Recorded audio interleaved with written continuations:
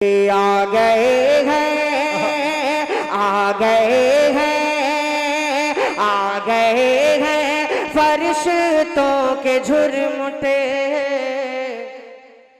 دیکھیے میں نے کیا لکھ دیا ہے۔ آ گئے ہیں آ گئے ہیں فرشتوں کے جھرمٹے، دیکھیے میں نے کیا لکھ دیا ہے۔ چار مصرع پڑھتا ہوں ناصر الدین بھائی، آپ پوری ٹیم کمیٹی کے لوگوں کو اگر اچھا اور سچا لگے تو پورا مجمع مل کے بتا دیجئے گا کہ مجاہد حسنین حبیبی تم سچ کہہ رہے ہو۔ یہ اسٹیج وہ ہے ہمارے علماء دیوبند کا کہ میرے دوستو یہاں نہ بات بریلویت کی چلتی ہے، نہ سلفیت کی چلتی ہے، نہ دیوبندیت کی چلتی ہے، چلتی ہے تو صرف ایک انسانیت کی چلتی ہے۔ نعت رسول یہ جب بھی پڑھتے ہیں یا پڑھواتے ہیں تو بریلی دیوبندی سلفی بن کے نہیں، محمدی بن کے پڑھتے ہیں اور پڑھواتے ہیں۔ یہ میں نے اپنے اکابر کو دیکھا ہے جو علماء دیوبند کا شیوارہ۔ شعر چار مصرع پڑھتا ہوں اساتذہ کرام کی بالخصوص جناب حضرت مولانا عظیم اللہ صاحب دامت برکاتہم العالیہ اور دیگر تمام شخصیات یہاں پہ تشریف رکھتے ہیں، میں ان کی بھی توجہ چاہتا ہوں۔ باطن صاحب بالخصوص آپ کی توجہ چاہتا ہوں، چچائے محترم کی۔ ماشاءاللہ سب سے بڑی خوشی کی بات ہے کہ اسٹیج پہ دو میرے قبیلے کے، میں بھی تھوڑا پیر سے معذور ہوں اور چچا حضور تو ہے ہی ہے الحمدللہ۔ ایک شعر دیکھ لیں میرے دوستو، اب دیکھیے گا شعر کہ میدان کربلا میں شہادت کے جام کا اسلام کا پرچم ہے، نبی کے غلام کا، سنی نہ وہابی نہ شیعہ کے امام کا، سکہ چلے گا صرف محمد کے نام کا۔ میدان کربلا میں شہادت کے جام کا، ماشاءاللہ یہ دیکھیے بنگلور والا اے ٹی ایم ہے، انشاءاللہ آتے جاتے رہیں گے، اللہ انہیں سلامت رکھے۔ آتے جاتے ہیں تو اچھا لگتا ہے، منع نہیں کیا جا سکتا، لیکن یہ ثابت آپ نے کر دیا کہ صرف ترنم کے شاعر کو نہیں، آپ جو ہے اناؤنسر کو بھی نوازتے ہیں، تحت لفظ والے کو بھی۔ حالانکہ ترنم کا معاملہ کسی اور کے ساتھ ہوتا ہے، میں مرد ہوں، مردانہ انداز میں پڑھ رہا ہوں۔ خیر دیکھیں حضرات، اور میرے شعر پہ بھی وہی شخص سبحان اللہ کہے گا جو مرد ہوگا، خاموش و فیصلہ آپ لوگ کر لیجئے گا۔ ایک شعر پڑھ دوں، ایک شعر سن لیجئے۔ اسی لیے میں کہا کرتا ہوں میرے دوستوں کہ مجاہد لاکھ کالا ہے مگر مغرور تھوڑی ہے، مجاہد لاکھ کالا ہے مگر بے نور تھوڑی ہے، اپاہج پاؤں سے ہے ذہن سے معذور تھوڑی ہے۔ مجاہد لاکھ کالا ہے مگر بے نور تھوڑی ہے، اپاہج پاؤں سے ہے ذہن سے معذور تھوڑی ہے، ہزاروں میل کی دوری بتا کر کیوں ڈراتے ہو سچا عشق دل میں تو مدینہ دور تھوڑی ہے۔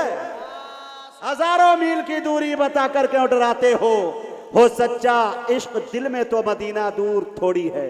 اب ایک چار مصرع پڑھ کے ایک پہلے مقرر صدر موصوف کو آپ کے حوالے کروں گا چند منٹوں کے لیے، جتنی دیر مجھے امید ہے کہ انشاءاللہ 15 منٹ آئیں گے تو 15 گھنٹے کی گفتگو کر کے جائیں گے، اور 20 منٹ کے لیے آئیں گے تو انشاءاللہ 20 گھنٹے کی گفتگو کر کے وہ جائیں گے۔ ان کے بعد انشاءاللہ اب یہ تسلسل چلتا رہے گا۔ ایک شعر سماعت کر لیجئے کہ در رسول پہ ہم نے بڑے بڑے دیکھے، داد دیجئے گا دوستو، بڑے بڑے، توجہ چاہتا ہوں آپ کی، مجھے لگنا چاہیے کہ میں بستی میں ہوں اور یہ پڑھا لکھا طبقہ۔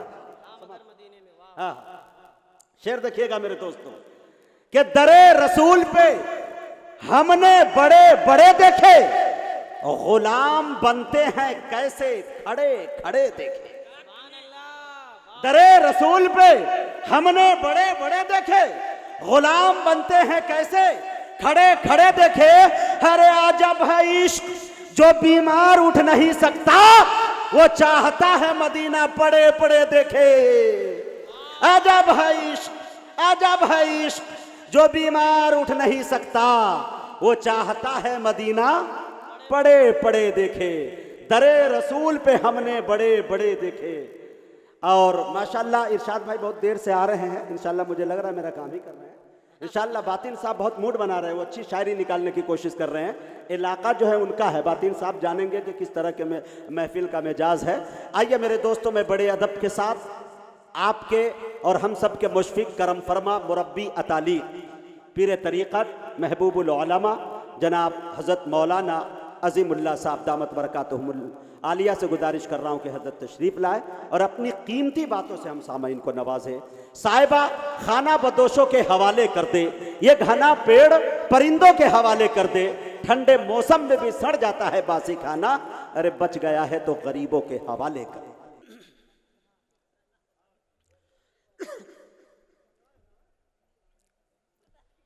بسم اللہ الرحمن الرحیم،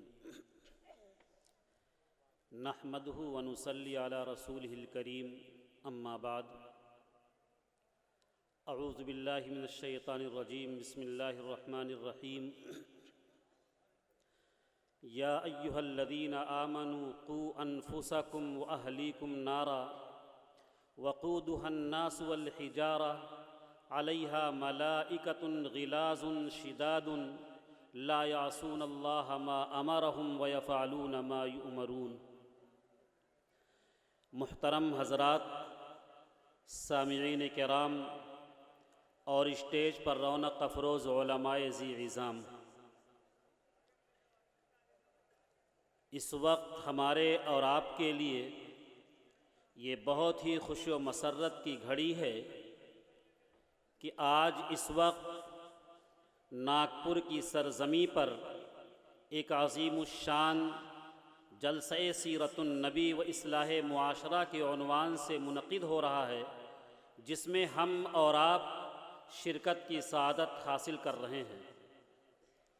ایسے عظیم موقع پر میں آپ سبھی حضرات کو بہت بہت مبارکباد پیش کرنا چاہتا ہوں، خصوصیت کے ساتھ ان حضرات کو جنہوں نے دوڑ دھوپ کر کے، محنت اور قد و کاوش کر کے، رات دن ایک کر کے ہمارے اور آپ کے لیے ایک ایسی راہ ہموار کی کہ جس سے ہم سرکار دو عالم صلی اللہ علیہ وسلم سے اپنی عقیدت و محبت اور اطاعت و فرما برداری کا جذبہ دلوں میں پیدا کر سکیں۔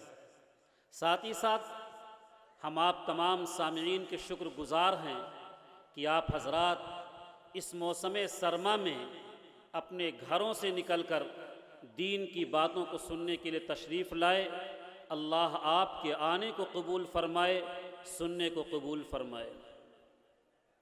میں نے آپ حضرات کے سامنے جو آیت کریمہ پڑھی ہے، اس آیت کریمہ میں اللہ جل شانہ نے اپنے مومن بندوں سے دو چیزوں کا مطالبہ کیا ہے۔ پہلی چیز ہے کہ یا ایہا الذین آمنوا قوا انفسکم، کہ اے ایمان والو تم اپنے آپ کو جہنم کی آگ سے بچاؤ۔ دوسری ذمہ داری یہ ڈالی وَأَهْلِيكُمْ نَارًا، اور اپنے گھر والوں کو، اپنے بیوی بچوں کو، اپنے ماتحتوں کو بھی جہنم کی آگ سے بچانے کی کوشش کرو۔ آئیے سب سے پہلی چیز معلوم یہ ہوا کہ ہمیں پہلے خود نیک بننا ہے اور اپنے اہل و عیال کو نیک بنانا ہے۔ ہمیں اپنے آپ کو جہنم سے بچانا ہے اور اپنے اہل و عیال کو جہنم سے بچانے کی فکر کرنی ہے۔ سب سے پہلی چیز ہے کہ ہم اپنے آپ کو جہنم سے بچانے کی فکر کریں۔ اس کے لیے بنیادی جو سب سے پہلی چیز اور اہم چیز ہے وہ یہ ہے کہ ہم اور آپ مؤمنین کاملین کی فہرست میں داخل ہو جائیں، یعنی ہمارا اور آپ کا ایمان مضبوط ہو جائے، ہم عقیدہ توحید کے حامل ہو جائیں، یعنی ہم اللہ کی ذات اور اس کی صفات میں کسی کو شریک نہ ٹھہرائیں، اس کو ایک مانیں، اس کو اپنا خالق اور مالک مانیں، اسی کو اپنا رازق مانیں۔ عقیدہ توحید یہ اتنی بڑی نعمت ہے، یہ اتنی بڑی دولت ہے کہ جس شخص کو یہ عقیدہ توحید جیسی عظیم نعمت حاصل ہو جاتی ہے، یہ عقیدہ توحید اپنے ماننے والوں کو، کمزوروں کو طاقتور بنا دیتی ہے، غلاموں کو اپنے آقاؤں سے بات کرنے کا حوصلہ دے دیتی ہے۔ یہ عقیدہ توحید اتنی اہم چیز کہ جس شخص کو یہ دولت حاصل ہو جاتی ہے، پھر کتنی پریشانی آئے، کتنے مصائب آئیں، کتنے حالات آئیں، لیکن عقید توحید کا حامل نہ تو کسی کے سامنے سر جھکاتا ہے اور نہ کسی کے سامنے اپنا دامن پھیلاتا ہے، بلکہ ساری امید ایک ذات یعنی اللہ وحدہ لا شریک کے سپرد کر دیتا ہے۔ یہ عقید توحید اتنی بڑی نعمت ہے، اللہ تبارک و تعالیٰ نے مختلف انداز سے قرآن کریم کے اندر مومنین کو سمجھایا اور بتلایا ہے، بتایا کہ اللہ لا الہ الا ہو، کہ اللہ کے علاوہ کوئی معبود نہیں ہے۔ اس دنیا کے اندر اللہ نے عقید توحید کو سمجھایا کہ تم سمجھو ان الحکم الا للہ، اس کائنات کے اندر اگر کسی کا حکم چلے گا تو صرف اللہ کا چلے گا۔ اللہ کتنا بڑا، وَلِلَّهِ الْمَشْرِقُ وَالْمَغْرِبُ، ساری مغرب اور مشرق اللہ ہی کے لیے ہے۔ اس دار الاسباب میں رہ کر کے ہر انسان اپنی روزی روٹی کمانے کی فکر مند ہوتا ہے، کوشش کرتا ہے، مزدوری کرتا ہے، فیکٹری قائم کرتا ہے، تجارت کرتا ہے، کھیتی باڑی کرتا ہے۔ سب کا مقصد یہ ہوتا ہے تاکہ اسے آسانی کے ساتھ سہولت کی روزی ملے اور آسانی کی زندگی گزار سکے۔ عقیدہ توحید سمجھاتا ہے کہ تم یقینی طور پر دار الاسباب میں رہ کر کے ان اسباب کو ضرور اختیار کرو، لیکن تمہاری نظر اس ذات پر ہونی چاہیے کہ کیا یبسط الرزق لمن یشاء ویقدر، اللہ جس کا چاہتا ہے اس کا رزق تنگ کر دیتا ہے اور جس کا چاہتا ہے اسے کشادہ کر دیتا ہے۔ اس دار الاسباب میں رہ کر کے ہر انسان عزت کا خواہاں ہے، ہر انسان اس کے لیے فکر مند ہوتا ہے، کوششیں کرتا ہے۔ کوئی اچھی بلڈنگیں بناتا ہے، کوئی اچھے لباس پہنتا ہے، کوئی تیز رفتار گاڑی سے چلتا ہے، کوئی بہت دنیاوی تعلیم حاصل کرتا ہے۔ مقصد اس کا یہ ہوتا ہے کہ ان چیزوں سے ہمیں عزت حاصل ہوگی، لیکن عقید توحید کہتا ہے یقینی طور پر تم ان اسباب کو ضرور اختیار کرو، لیکن نظر خالق کائنات پر ہونی چاہیے کہ وَتُعِزُّ مَن تَشَاءُ وَتُذِلُّ مَن تَشَاءُ، اللہ جسے چاہتا اسے عزت دیتا ہے اور جسے چاہتا اسے ذلیل کرتا ہے۔ معلوم یہ ہوا کہ سب سے پہلی چیز انسان کو اپنے آپ کو جہنم سے بچانے کے لیے ضروری ہے کہ اس کا ایمان عقید توحید بہت مضبوط ہو۔ دوسری چیز وعامل الصالحات، عمل صالح، اچھے اعمال کرنے۔ صرف اچھے اعمال نماز روزے کا نام نہیں ہے، بلکہ عمل صالح نام ہے ان تمام اعمال اور افعال کا جس کو ہم سب کے محسن تاجدار مدینہ جناب محمد رسول اللہ صلی اللہ علیہ وسلم اس دنیا کے اندر لے کر کے مبعوث ہوئے ہیں، چاہے وہ عبادات کے تعلق سے ہو، چاہے وہ معاملات کے تعلق سے ہو، چاہے وہ معاشرت کے تعلق سے ہو، اور چاہے وہ اخلاق کے قبیل سے ہو۔ ساری چیزیں عمل صالح کے قبیل سے ہیں۔ اگر ہم چاہتے ہیں کہ نیک بنیں، ہم چاہتے ہیں کہ عمل صالح کریں، جہنم سے اپنے آپ کو بچائیں، تو ہمیں عمل صالح کرنا ہوگا۔ عمل صالح کا مطلب عبادات، معاملات، اپنی معاشرت، اپنے اخلاق، ان تمام چیزوں کو ہمیں عمدہ اور اچھا بنانا ہے۔ آئیے ہم اور آپ اپنی زندگی کا جائزہ لیں کہ ہماری زندگی کے اندر کتنا عمل صالح ہے، کتنی عبادتیں ہم اچھی کرتے ہیں، ہمارے اخلاق کیسے ہیں، ہمارے معاملات کیسے ہیں، ہماری معاشرت کیسی ہے۔ آپ زیادہ دور نہ جائیں، صرف اور صرف اپنی اس اہم عبادت کی طرف نظر اٹھا کر کے دیکھیں جس کے تعلق سے اللہ کے نبی نے فرمایا الصلاۃ قرۃ عینی، کہ نماز میرے آنکھوں کی ٹھنڈک ہے۔ اس میں ہم اور آپ کتنا پورا اترتے ہیں۔ اللہ نے مختلف انداز سے نماز کی اہمیت کو بتایا۔ کہیں کہا وَأْمُرْ أَهْلَكَ بِالصَّلَاةِ وَاسْتَبِرْ عَلَيْهَا، کہیں کہا یا ایھا الذین آمنوا استعینوا بالصبر والصلاۃ، کہیں ارشاد فرمایا اقیموا الصلاۃ ولا تکونوا من المشرکین۔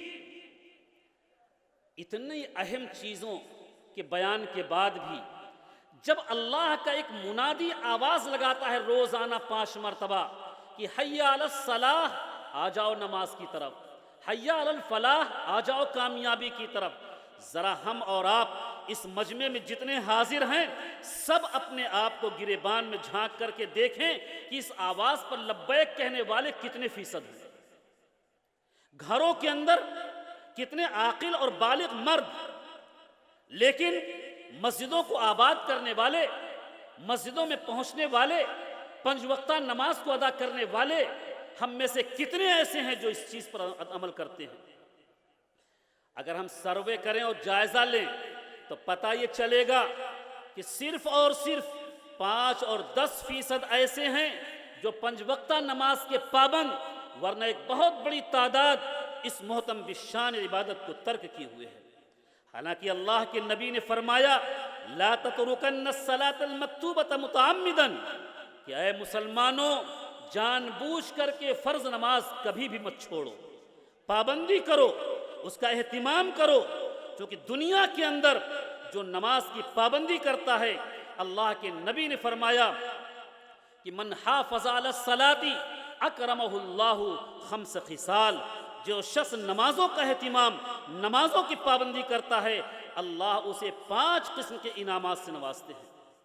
پہلا انعام یرفع عنہ ضیق العیش، کہ جو نمازوں کا اہتمام کرے گا اللہ اس سے رزق کی تنگی کو دور کر دے گا۔ آج ہر شخص کو یہ شکوہ شکایت اپنی معاشی کا رونا روتا ہے کہ پریشان حال ہوں، تجارت نہیں چل رہا ہے، فیکٹری نہیں چل رہی ہے، بہت پریشان۔ اللہ کے نبی فرماتے ہیں کہ اگر تم نے نمازوں کا اہتمام کیا تو یرفع عنہ ضیق العیش، تم سے رزق کی تنگی کو دور کر دیا جائے گا، سہولت کی روزی تمہیں حاصل ہوگی، آسانی کی روزی تمہیں حاصل ہوگی۔ دوسرا انعام یرفع عنہ عذاب القبر، نمازوں کے اہتمام سے دوسرا انعام ملے گا کہ اس سے قبر کا عذاب اٹھا لیا جائے گا۔ قبر کا عذاب کوئی کھیل ہے، کوئی معمولی چیز ہے؟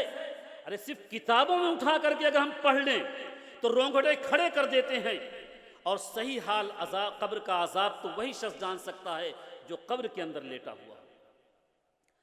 تیسرا انعام نماز کی پابندی کا کہ یعطیہ اللہ کتابہ بیمینہ، کہ قیامت کے دن اس کو داہنے ہاتھ میں نامہ اعمال دیا جائے گا۔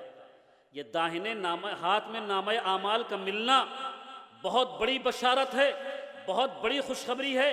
ایسا نہیں ہے کہ آپ طاقتور ہیں اور اپنے داہنے ہاتھ میں چھین لیں گے۔ وَإِذَا الصُّحُفُ نُشِرَتْ، کہ جب صحیفے بکھیرے جائیں گے اور اس وقت ہر شخص کے جب ہاتھ میں نامہ اعمال آئے گا، ہر انسان چیخ پڑے گا کہ مالی ھذا الکتاب لا یغادر صغیرۃ ولا کبیرۃ الا احصاها، کہ اس کتاب کو ہو کیا گیا ہے، اس نے تو کوئی چھوٹی بڑی چیز چھوڑی ہی نہیں ہے، ساری چیزیں کتابوں میں درج ہیں۔ ایسے موقع پر جس شخص کو داہنے ہاتھ میں نامہ اعمال مل گیا بڑا خوش نصیب ہے۔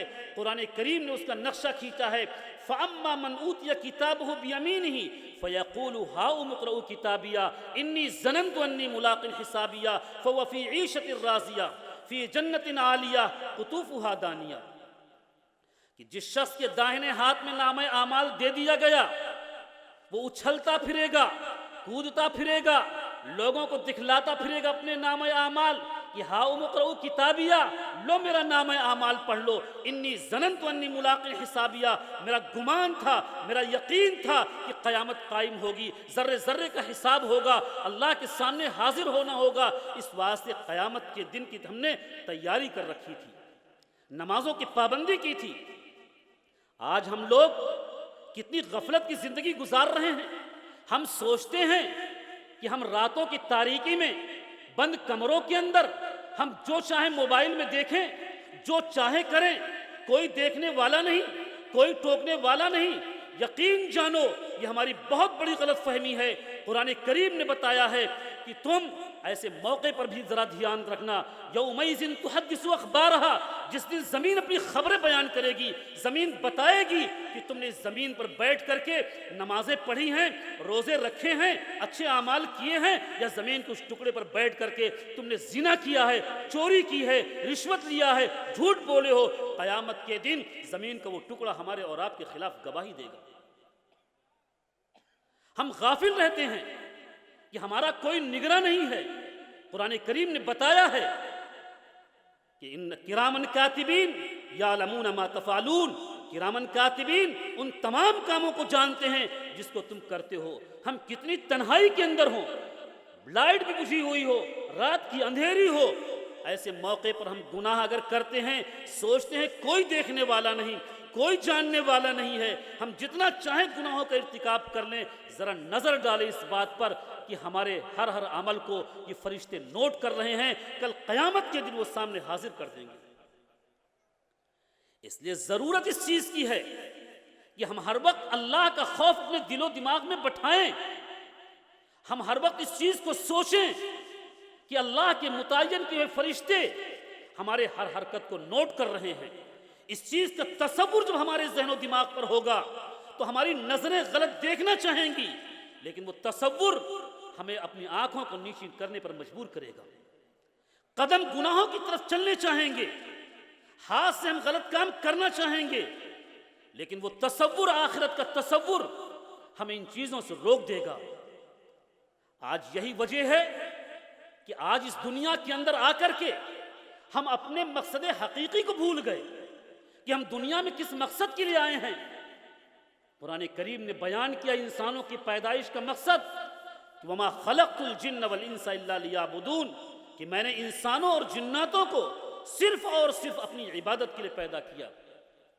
لیکن ہم جب دنیا کے اندر آئے اور دنیا کے ماحول میں ہم اس قدر رچ اور بس گئے، اتنا ماحول سے متاثر ہو گئے کہ اٹھتے بیٹھتے سوتے جاگتے ہر وقت ہمارے دل و دماغ کے اندر صرف دنیا کی محبت، دنیا کی فکر غالب ہے.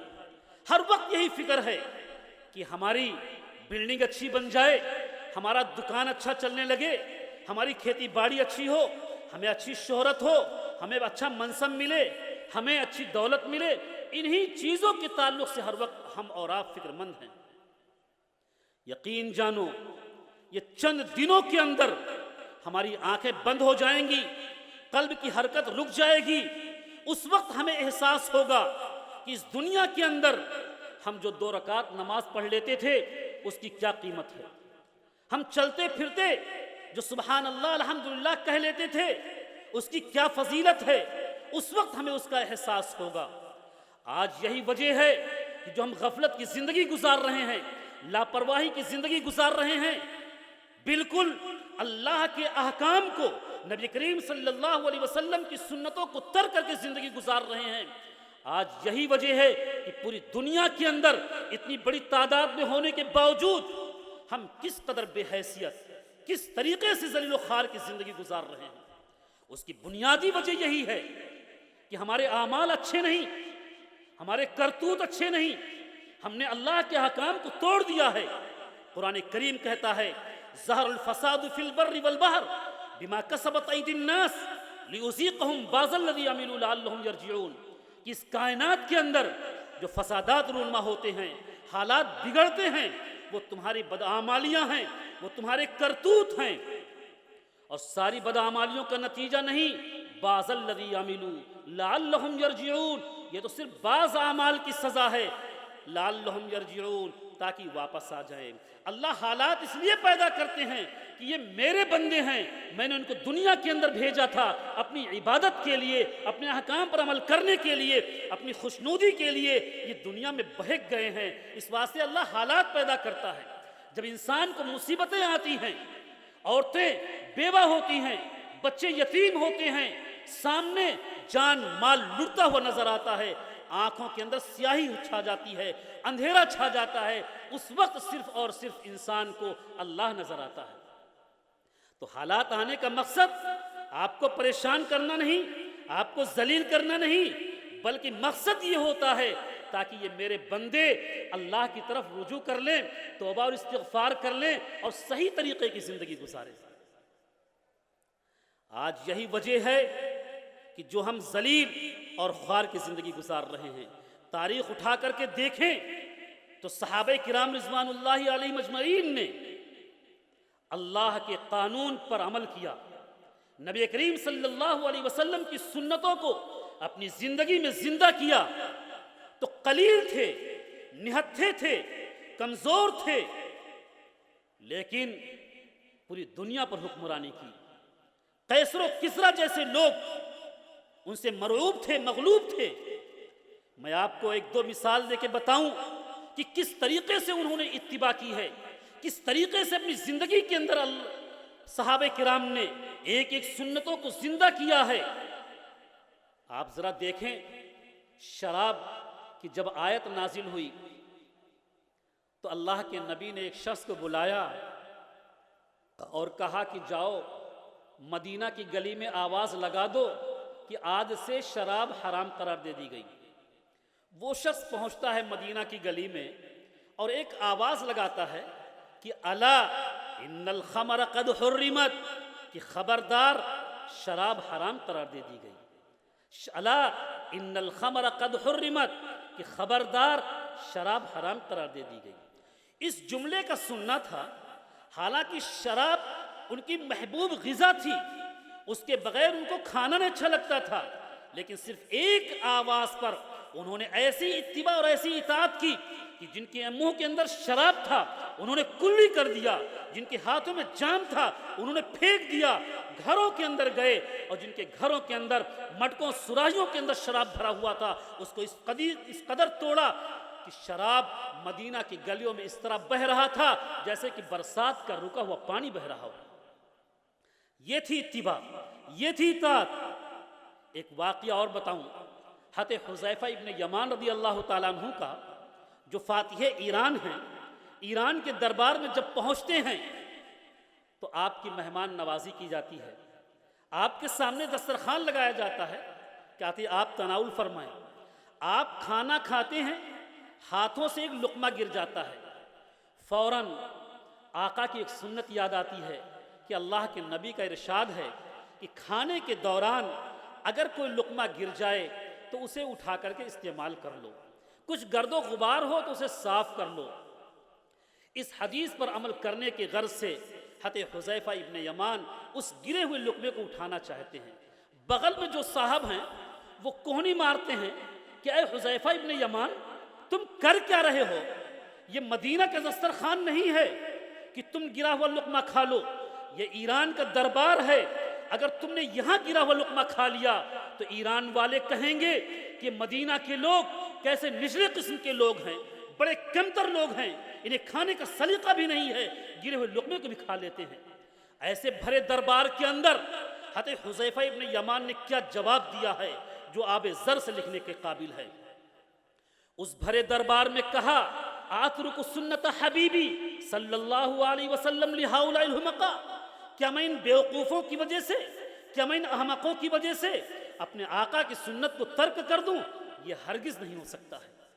ذرا سوچو، انہوں نے ایک ایک سنت کو عمل کیا، ایک ایک سنت پر عمل کیا، پوری دنیا میں حکمرانی کی۔ آج ہم نے ایک ایک سنت کو اپنی زندگی سے نکال دیا۔ مجھے آقا کا نہ لباس پسند ہے، نہ مجھے ان کا کھانا پینا پسند ہے، نہ ان کا رہنا سہنا پسند ہے۔ آج کا مسلمان ایک ایک سنتوں کو اپنی زندگی سے باہر نکال پھینکا ہے۔ نتیجہ یہ ہوا کہ ذلت و خواری ہاتھ میں آ گئی۔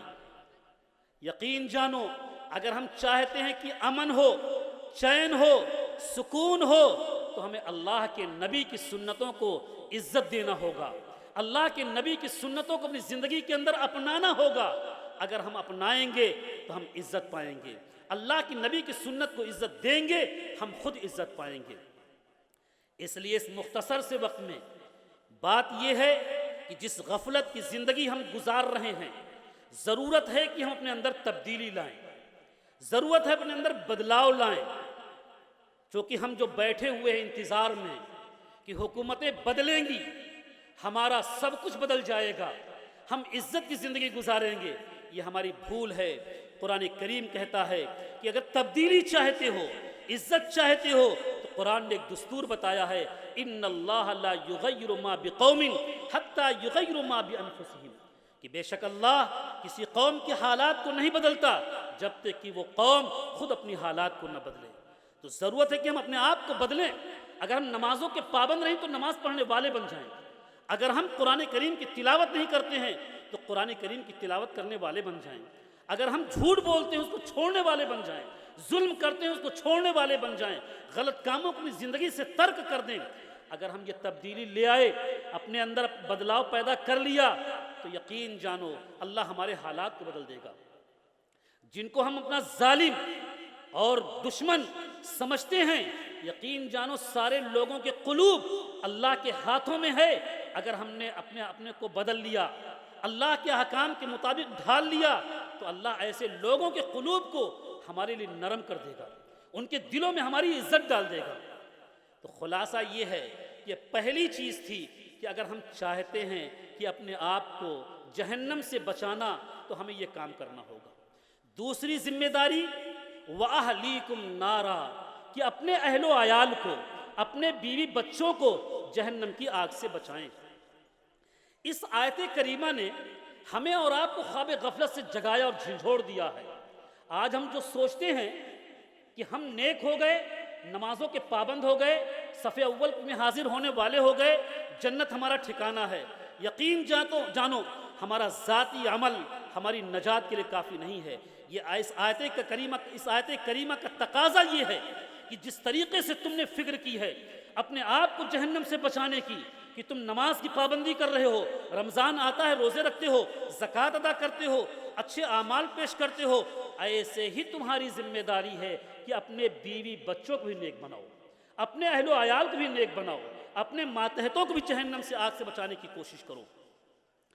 آج جب کہا جاتا ہے لوگوں سے ارے بھائی آپ نماز کے پابند ہیں، ذرا آپ اپنے بچے کو مسجد لایا کیجئے، بھائی آپ اپنے ذرا بچوں کو دینی ماحول میں اس کو لائیں، تو ہم اور آپ ایک جواب دیتے ہیں کہ کیا بتائیں، معاشرہ اتنا بگڑا ہوا، ماحول اتنا خراب کہ ہم نے بہت سمجھا لیا لیکن وہ سمجھ میں اس کی بات نہیں آ رہی، اب کیا کریں، ہمارا اعمال ہمارے ساتھ، ان کا عمل ان کے ساتھ۔ اس شبہ کا جواب قرآن کریم میں لفظ نار کے ذریعہ دیا گیا ہے کہ واہ علیکم نارا، تم بچاؤ اپنے آپ کو جہنم سے۔ کیا مطلب؟ ایک آگ جل رہی ہو اور آپ کا ایک نادان بچہ اس کی طرف جا رہا ہو تو آپ بیٹھ کر دور سے تقریر نہیں کرتے ہیں کہ بیٹا آگ کے قریب مت جاؤ ورنہ جل جاؤ گے، بھسم ہو جاؤ گے۔ نہیں، اگر آپ حقیقتاً اس کے باپ ہیں تو اس کو حتی الامکان آگ سے بچانے کی کوشش کریں گے، اپنے آپ کو ہلاکت میں ڈال کر کے اپنے بچے کو گود میں اٹھائیں گے۔ دنیا کی ایک معمولی سے آگ سے بچانے کے لیے ہم زمانی جمع خرچ پہ اکتفا نہیں کرتے ہیں، اور ایک جہنم کی آگ سے بچانے کے لیے 2-4 مرتبہ سمجھا دیا اس کو کافی سمجھتے ہیں؟ ہرگز نہیں۔ ضرورت اس چیز کی ہے کہ آج ہم اور آپ اپنی نسلوں کے تعلق سے فکر مند ہو جائیں، کیونکہ ایک بہت بڑی لابی ایسی تیار ہو چکی ہے جو نئی نسل کو دین سے ہٹانا چاہتی ہے، انہیں اسلام سے منحرف کرنا چاہتی ہے۔ وہ چاہتی ہے تم نام کے مسلمان رہ جاؤ، تمہارے اندر دینی شعور، دینی احکامات، اسلام کی تہذیب و تمدن، ساری چیزیں تمہاری زندگی سے نکل جائیں۔ اس لیے ہر ماں باپ کو یہ چیز ضروری ہے کہ اگر وہ کسی کا باپ ہے تو اس چیز کو جو حضرت لقمان نے اپنے بیٹے کو نصیحت کی تھی وہ یاد ہونا چاہیے۔ حضرت لقمان نے اپنے بیٹے کو نصیحت کی جو قرآن کریم کے اندر ہے، سب سے پہلی نصیحت کی یا بنیا لا تشرک باللہ ان الشرک لظلم عظیم، کہ اے بیٹے اللہ کے ساتھ کسی کو شریک مت کرنا، کیونکہ شرک بہت بڑا ظلم ہے۔ جہاں ہم بہت ساری چیزیں اپنے اولاد کو سمجھاتے ہیں، وہی ضروری ہے کہ سب سے پہلے عقید توحید کو سمجھائیں، اس کا ایمان مضبوط کریں کہ اللہ ایک ہے، اس کی ذات و صفات میں کوئی شریک نہیں ہے، اس کو سمجھائیں کہ قیامت قائم ہوگی، اللہ کے سامنے حاضر ہونا ہے، ساری چیزوں کا حساب دینا ہے۔ دوسری نصیحت کی ہے یا بنیا انہا ان تک مثقال حبۃ من خردل فتکن فی صخرۃ او فی السماوات او فی الارض یاتی بہ اللہ ان اللہ لطیف خبیر، کہ اے میرے بیٹے تم اس دنیا کے اندر جو بھی عمل کرو گے رائی کے دانے کے برابر کرو گے، آسمانوں میں کرو زمینوں میں کرو، زمین یا پہاڑوں میں چھپ کر کرو گے، کل قیامت کے دن اللہ تعالیٰ وہ تمہارے اعمال کو لا کر کے حاضر کر دے گا۔ یہ آخرت کی فکر اگر ہم نے اپنے اولاد کو دے دی، پھر دنیا کے کسی ماحول میں رہے، کتنے بھی حالات آئیں، پریشانیاں آئیں، کتنی لابی تیار ہو جائے اس کو اسلام سے منحرف کرنے کی، لیکن وہ پھر دنیا کو لات مارے گا اور اپنی آخرت کو مضبوطی سے تھامے گا۔ لیکن اگر ہم نے آخرت کی فکر اپنے بچوں کے دل و دماغ میں نہیں بٹھائی، اللہ کے سامنے حاضر ہونے کا احساس نہیں دلایا تو پھر دنیا کے ماحول میں دنیا سے وہ مغلوب ہوگا، اور دنیا کے جب حالات آئیں گے تو دنیا کی چونکہ محبت ہوگی دنیا کو بچائے گا اور اپنی آخرت کو گنوا بیٹھے گا۔ اس لیے ضرورت ہے کہ ہم اپنی اولادوں کو، اپنے لڑکوں کو دیندار بنائیں، آخرت کی ان کے دل و دماغ میں ڈالیں۔ اور آج کی جو نوجوان لڑکیاں ہیں، آج جو ہم نے ان کے ہاتھ میں موبائل دے دی، مخلوط تعلیم کے لیے آزاد کر دیا، یقین جانو اسی کا نتیجہ ہے کیونکہ ان کے دلوں کے اندر آخرت کی فکر نہیں ہے، اللہ کا ڈر نہیں ہے، اس واسطے وہ غیروں کے ہاتھوں میں جاتی ہیں۔ ضرورت ہے کہ ہم اور آپ جس طریقے سے اپنا ایمان محفوظ کیے ہوئے ہیں، ضرورت اس چیز کی ہے کہ اپنے اولاد کے تعلق سے، اپنی نسلوں کے تعلق سے ہم فکر مند ہوں، ان کے ایمان کو بچانے کی کوشش کریں۔ ان کے ایمان کو جب بچائیں گے پھر وہ کسی ماحول میں رہیں گے انشاءاللہ کامیاب رہیں گے۔ اللہ ہمیں اور آپ کو عمل کرنے کی توفیق عطا فرمائے۔